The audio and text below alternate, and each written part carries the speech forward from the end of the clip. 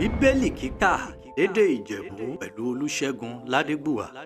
Ìwé Chronicles kejì orí karùndínlógún bẹ̀rẹ̀ láti ẹsẹ̀ kìíní títí fún ìkẹwàá. Ẹ̀mí Ọlọ́run sì wà nára Azariah ọmọ Odedi. Ó ìjálẹ̀ la pàdé ọba Asa. Ó ìwé wọn ọ̀fọ̀. Ẹ gbọ́ tèmi Asa àti dédé ẹ̀mí ará Juda tó ń ti Benjamini. Olódùmarè wà pẹ̀lú rẹ̀ o. Juda fọ ẹ̀mí wà pẹ̀lú rẹ̀. Kẹ́ ẹ ṣàfẹ́rí rẹ̀ ẹ̀mí àrí. Ṣùgbọ́n kẹ́ ẹ yìn nù òun náà yìn mẹ́ nù. Ṣùgbọ́n kẹ́ ẹ tọ̀dọ̀ rẹ̀ kò òun náà tọ̀dọ̀ rẹ̀ kò. Juda náà dé náà ọjọ́ púpọ̀ rí orílẹ̀-èdè Israẹli ti wà nàdá ìnẹ́ Olódùmarè òtítọ́ àti láìnẹ́ àlùfáà lè ń kọ́ni àti láìnẹ́ òfin. Ṣùgbọ́n wọ́n yí padà sí Olódùmarè Ọlọ́run Israẹli nínú wàhálà wọn. Bí wọ́n iṣẹ́ àwárí rẹ̀ ó dìrì rẹ̀ wọn. Àti nọjọ́ náà ẹ̀ sàlàfíà rẹ̀ ní rèmi jalẹ̀ tàbẹ́ ní rèmi wọlé. Ṣùgbọ́n ó bànújẹ́ lọ́pọ̀ yanturu dé wà lórúkọ dédé ọmọ olùgbé ilẹ̀ náà. Orílẹ̀-èdè ọ̀yàn ń kọlura wọn lọ ní rẹ́bùtù fìhín àti ìlú Ṣùdàbọ̀ Olódùmarè fi oríṣiríṣi ìkànjú òfin bà wọ́n nínú jẹ́. Ṣùgbọ́n náà ẹ ṣe gírí ẹ má sì jẹ́ kọ́wọ́ mẹ kó rọ́. Ṣùdàbọ̀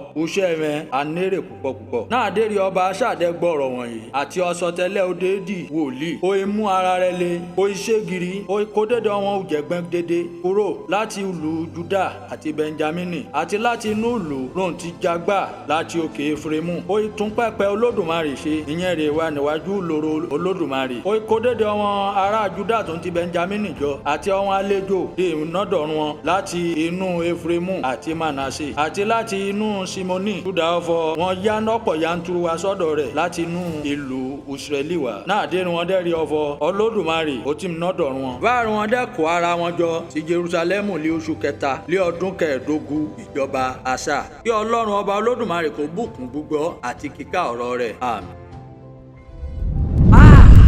Bíbélì dùn ká lédè Ìjẹ̀bú pẹ̀lú Olusegun Ladegbuwa.